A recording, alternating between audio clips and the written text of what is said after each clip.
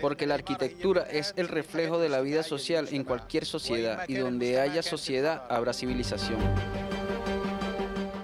La arquitectura tiene conexión con la historia. La arquitectura se convierte en un cuadro de mosaico del país. El nivel de cualquier civilización se mide por su arquitectura. Siria es el país de las civilizaciones muy antiguas. Quizá la historia, ¿no? O lo que hay detrás de cada, pues sí, vaya, de cada cultura. La historia de todo, ¿no? Primeramente la historia tiene mucho que ver en el contexto, en el cómo se construyen los edificios, la historia que cuentan, cómo se desarrolla.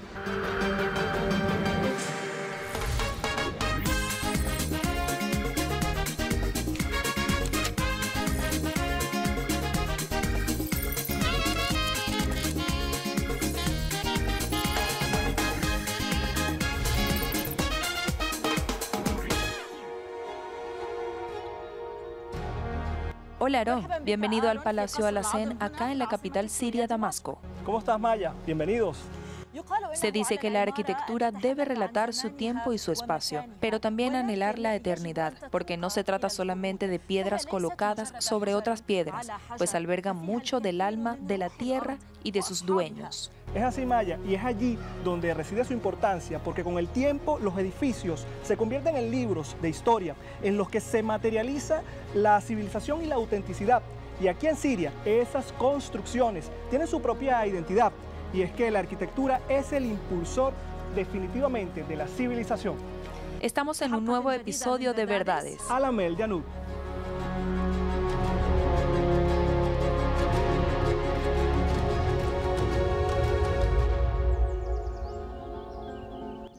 Doctora Luana Mushaweh, ministra de Cultura de Siria, bienvenida.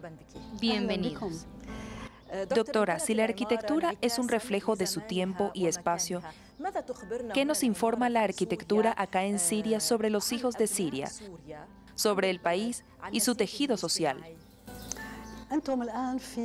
Ustedes están ahora en uno de los más bellos palacios de Damasco, el Palacio Alacén. Este palacio pertenecía a un gobernador, pero en Damasco hay decenas o más bien centenares de casonas que no son palacios, sino pertenecían a familias sencillas o de posición media, como comerciantes, artesanos, financieros o funcionarios públicos. Las casas damasenas se caracterizan por su intimidad, por ser espaciosas por dentro y cerradas al exterior. Se trata de una sociedad, no digo que sea cerrada al exterior, sino más bien se autoprotegía. Se protegía con sus bellas costumbres, sus tradiciones y los hermosos componentes de su cultura. Este tipo de casas es ideal, pues allí está el patio, están las albercas, las plantas y árboles frutales. Allí hay tanta fragancia y frutas que sacian a la familia de belleza natural, de alimento y de nutrición espiritual. Las familias damasenas o chamitas del Levante, como nos gusta llamarlas, dado que Damasco es el corazón de los que se le conoce como Bilad al-Sham, Levante. Le llamamos casa damascena o casa chamita, que es lo mismo. Son dos nombres de una misma cosa. Allí podemos ver la piedra ablak, que significa la alternancia entre las piedras de color oscuro y las de color claro. La alternancia entre lo coloreado y lo blanco, entre lo blanco y lo negro. Es la vida como la ve la persona oriental, como la ve el chamita, el damaseno. Contiene lo bello y lo feo. Señora ministra, quien contempla estas casas se percata de cuán grande es el afecto familiar y la cohesión de la familia damascena. Como te dije, son casas amplias por dentro, porque albergan a toda la familia adentro. Los chamitas o damasenos casaban a sus hijos en la misma casa, comían ahí mismo, hacían celebraciones ahí mismo. La casa de mi abuelo queda cerca de aquí, y recuerdo las historias entre la suegra, la nuera y los hijos. Lo vemos en las telenovelas y francamente disfrutamos de ellas. Pero lo que ves en las teleseries no es real. Lo que ves en las teleseries es exagerado en cuanto al empleo del lenguaje vulgar. En Damasco hay elegancia, gentileza civilizada que hemos heredado de generaciones tras generaciones. Es una elegancia que nos llegó de los tiempos prehistóricos, de la Edad de Piedra. La civilización en Siria, la primera civilización en Siria, se desarrolló en el norte de Siria. La primera escultura femenina que representa a la mujer tuvo lugar en el 10º milenio, antes de nuestra era, es decir, 10.000 años antes de Cristo.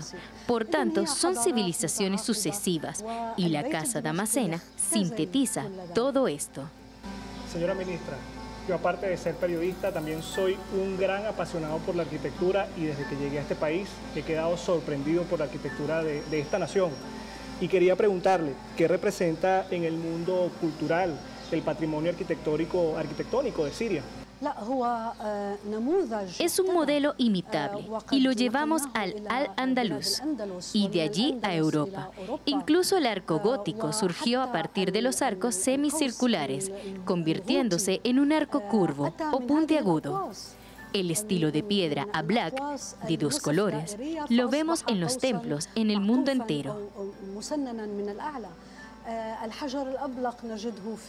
Este estilo en la pavimentación de pisos también existe. Asimismo, podemos ver las albercas, hasta en Argentina y Sudamérica, independientemente de España, donde llevamos la civilización y el estilo arquitectónico omeya, y de allí se difundió por el mundo entero. Por tanto, es un modelo imitable y la influencia damascena, la huella chamita, la encontramos en todo el mundo. Yo estuve en Omán hace poco y vi la influencia de la arquitectura damascena allí. También la huella de la rosa damascena está extendida en el mundo entero. Fíjese, ministra, cuando usted hace esta descripción del palacio, se me viene mucho a la mente los patios internos que tiene, por ejemplo, el Palacio de Gobierno en Caracas, en Miraflores. Y a partir de eso, yo quiero hacerle la invitación a usted para irnos a Irak y hablar sobre la arquitectura de este país que tiene su propio sello. Vamos a escuchar el siguiente testimonio. La primera aparición de la arquitectura tuvo lugar en forma de viviendas circulares con sótanos, y de ahí evolucionó hacia las diversas formas hasta llegar a las épocas más modernas. Me refiero al surgimiento de los sumerios y luego los babilonios, acadios, llegando a los asirios.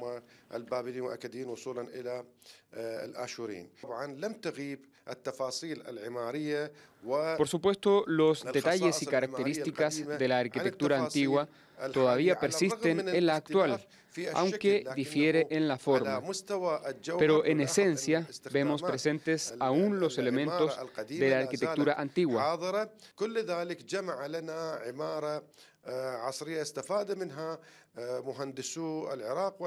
Todo esto se forjó en una arquitectura moderna que ha beneficiado a los arquitectos en Irak y el mundo en la actualidad, ya que captan el espíritu de la arquitectura patrimonial y lo fusionan en la arquitectura moderna.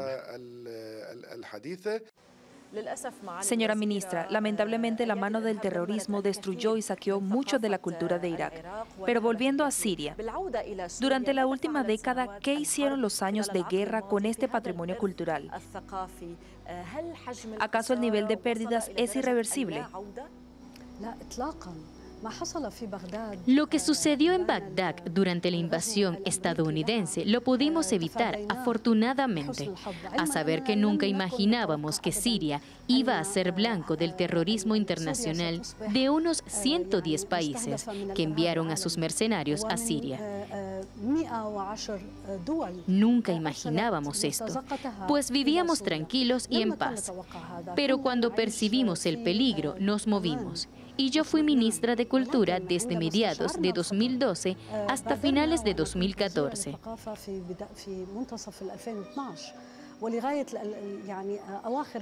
En esta etapa crítica intentábamos preservar todos nuestros objetos museológicos. Puedo afirmar que el 85% de nuestros objetos museológicos están seguros, porque habíamos evacuado muchos de ellos antes de que alcanzaran la mano del terrorismo.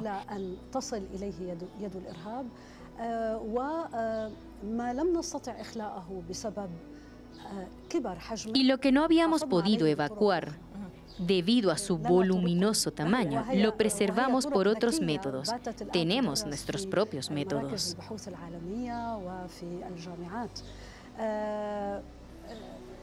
¿Qué son esos métodos?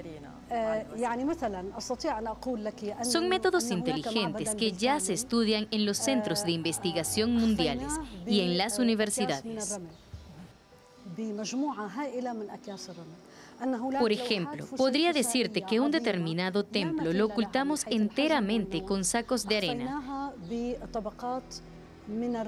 con una enorme cantidad de sacos de arena, enormes y magníficos mosaicos sin par en el mundo. Los escondimos con capas gruesas de arena, o sea, los ocultamos bajo tierra. Podría decirte que enterramos esculturas, mientras otros monumentos muy importantes los ocultamos con paredes de cemento y trasladamos a muchos a lugares muy seguros. No me vayas a preguntar dónde. Ahora terminó el peligro, creo, pero siempre debemos pensar que el país está amenazado y lo que resguarda es la conciencia de la población y el Estado que procuró protegerlo todo. Ahora puedo decir que lo que realmente sufrió daño a manos del terrorismo es lo que estaba en los sitios o los museos al aire libre. Lo que llamo museos naturales que fueron excavados de una manera abusiva, violenta e irresponsable, causando la devastación de las capas arqueológicas. Fueron excavados de forma abusiva y muchas piezas arqueológicas fueron contrabandeadas, por lo que ahora nos apoyamos con una red de ciudadanos, una red de amantes de Siria y sus reliquias, para determinar dónde están esas piezas, quién las exhibe, quién las oculta, quién las posee, para intentar recuperarlas. Señora ministra, la arquitectura siria se caracteriza por su diversidad y eso lo vemos en todo el territorio, desde Damasco, Alepo y Homs. ¿No es así, Maya? Efectivamente, Aarón, pues la arquitectura siria puede reunir casi todos los gustos del mundo. Ahora vamos al siguiente de Por si no lo saben.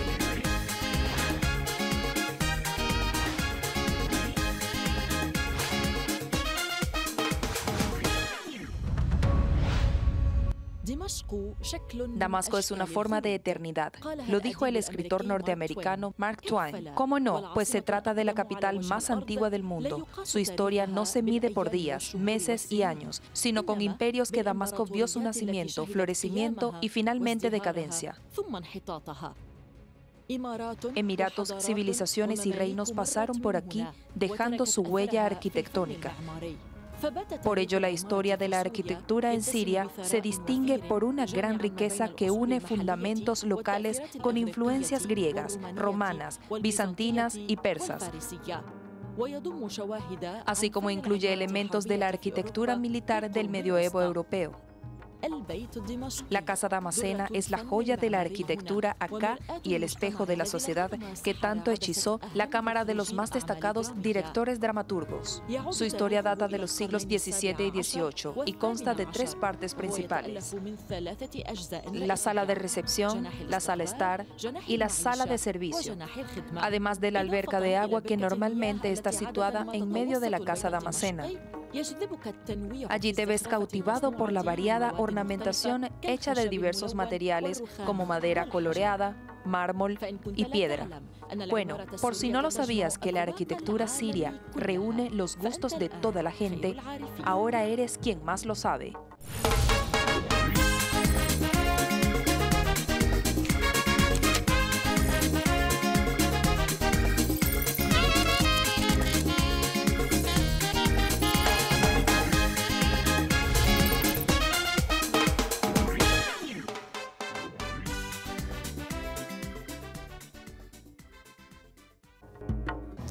Señora ministra, fíjese, la guerra no solamente cobra vidas, millones de vidas, también destruye economías. Quisiera que nos ampliara un poco la información, cómo ha estado el tráfico de sitios o patrimonio sirio, del patrimonio sirio, de las edificaciones que han sido destruidas, que han sido traficadas. Quisiera que nos ampliara un poco más acerca de esto. En principio debemos saber que hubo pandillas organizadas, crimen organizado que tuvo como blanco las reliquias arqueológicas en Siria. Afortunadamente, los museos, todos están seguros, excepto 3, que sufrieron daños de forma confirmada, y estos son el Museo de Raqqa, el Museo de Idlib y el Museo de Deir ez-Zor.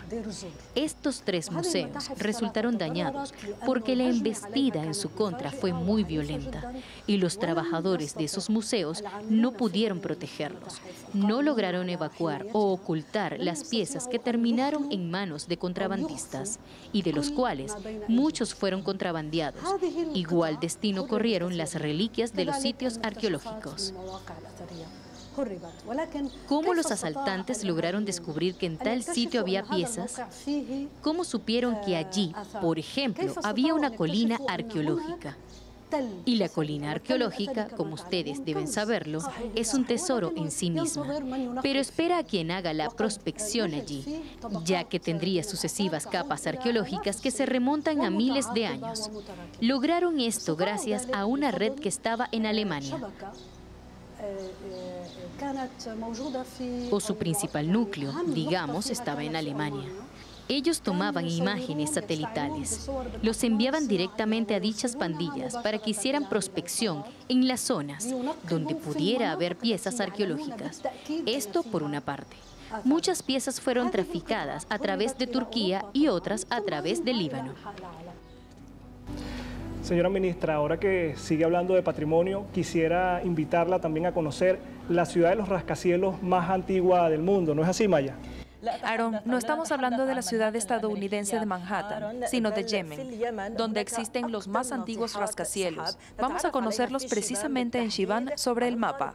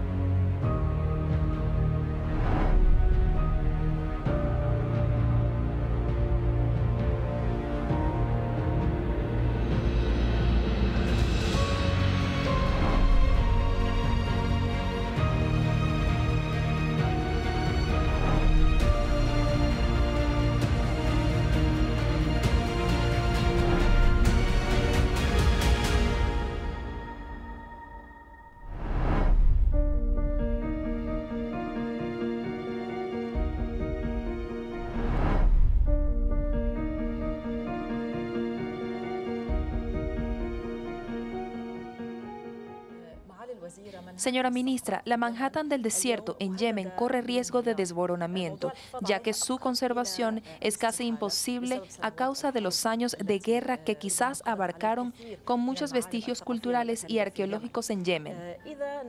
Si pasamos a Siria para hablar sobre la preservación de este patrimonio acá en Siria, cuestión que creo sería difícil, ya que requeriría de mucho tiempo, sobre todo que estamos actualmente en la fase de reconstrucción, lo que pone en riesgo esta autenticidad. Yo no diría que tenemos abundantes presupuestos, ya que, como dije, el Estado tiene prioridades. Bueno, tú dijiste que conservar ese patrimonio o restaurarlo sería difícil, pero no es imposible. Solo debemos fijar las prioridades. Las prioridades son, primero, la rehabilitación, la reparación de carácter urgente, o sea, si vemos que algo va a caer o que supone un peligro para el propio monumento o para la gente y para la sociedad, entonces intervenimos para reparar. La otra cosa que tiene prioridad es lo que tenemos registrado en la lista del Patrimonio Mundial o que figura en la lista de Patrimonio Mundial en peligro, como el antiguo Damasco, el antiguo Alepo, Basora y Deraa. Todas estas ciudades antiguas que tenemos, todas estas cosas que debemos trabajar para que ya no figuren más en la lista de Patrimonio Mundial en peligro, por tanto, son prioritarias. Ahora, ¿cómo intervenimos? Intervenimos por lo elemental, intervenimos impidiendo las transgresiones al sitio arqueológico, las transgresiones visuales. Por ejemplo, en lo referente a la ciudad vieja de Damasco, las transgresiones se hacen por dentro, pero también por fuera, pues no debe haber edificios elevados en la periferia de la muralla. Existe una franja de protección que debemos preservar. Hemos comenzado con la Casa Damascena y tal vez culminemos nuestra entrevista con el tema de proteger la Casa Damascena o la Casa Patrimonial Chamita, tanto en Damasco como en Alepo, Hama o Homs. Donde quiera que esté esta casa, debemos protegerla. El problema en estas casas es que son antiguas. El segundo problema es que su recuperación es muy costosa. El tercer problema es su propiedad, ya que el Estado interviene en lo que es de su propiedad, pero no puede intervenir dinero público en la propiedad privada. Esto es muy tranquilizante, señora ministra. Por otra parte, tenemos a Palmira y le ponemos mucha atención. El mundo entero tiene sus ojos puestos en Palmira y nos llegan propuestas de todas las latitudes para subsidiar la reparación de Palmira y hemos comenzado a trabajar con algunas partes. Señora ministra, se está hablando de un proceso de reconstrucción posguerra. Queremos saber desde su punto de vista qué lo está deteniendo, qué está deteniendo este proceso de reconstrucción en este país. ¿Tú sabes qué es lo que lo impide? El dinero. No. Entonces es el bloqueo. Lo que impide es el bloqueo. El bloqueo. El bloqueo es el impedimento hoy en día. Antes fue la guerra, aunque no podemos decir que la guerra terminó. Todavía no, porque tomó otras formas y facetas. Y el aspecto más horrendo de la guerra es el bloqueo.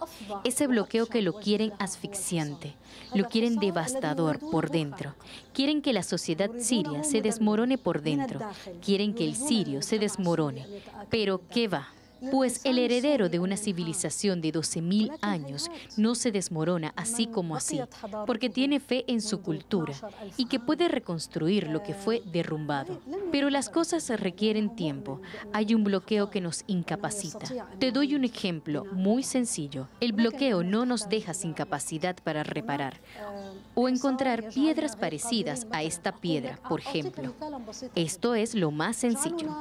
El bloqueo nos imposibilita importar materias primas que nos ayuden a reparar Palmira, ya que las materias primas tradicionales no se usan más, aunque tenemos muchas y tenemos el personal que puede utilizarlas. Es que queremos lo más moderno en la arqueología y la ciencia de reparación, porque nos importa lo que tenemos, pero se puede lograr con la paciencia y el apoyo que recibimos de muchas partes y gracias a la combinación de esfuerzos entre el Estado, la sociedad civil junto a hermanos y amigos. No quiero extenderme en esto, pero tenemos algo de apoyo y marchamos a pasos. Señora ministra, muchísimas gracias por estar en este capítulo de Verdades en el Mundo del Sur. De verdad ha sido de mucho agrado para estar en este espacio. Muchas gracias, señora ministra. Gracias. Y bueno, señora ministra, aprovechando que estamos acá en Siria, no podemos despedir este capítulo sin antes, justamente que estamos en Damasco, hablar de las 7 puertas de esta ciudad. Efectivamente, Aarón, es una historia de bloqueo, guerra y 7 planetas en un minuto. Hasta la próxima.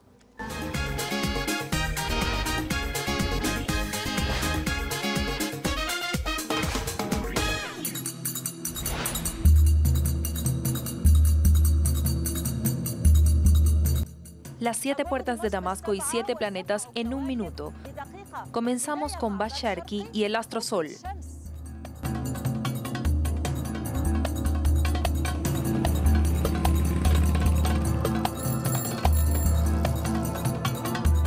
Otra puerta de Damasco, se trata de Bat Kizan, ahora transformada en iglesia.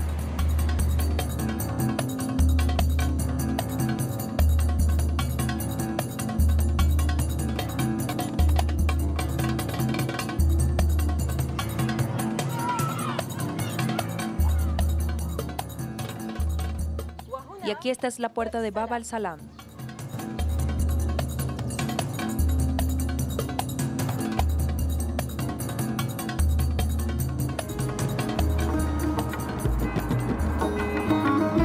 Esta es otra de las grandes puertas de Damasco, se llama Bab Duma, el nombre de un antiguo guerrero romano, y también lleva el nombre del planeta Venus.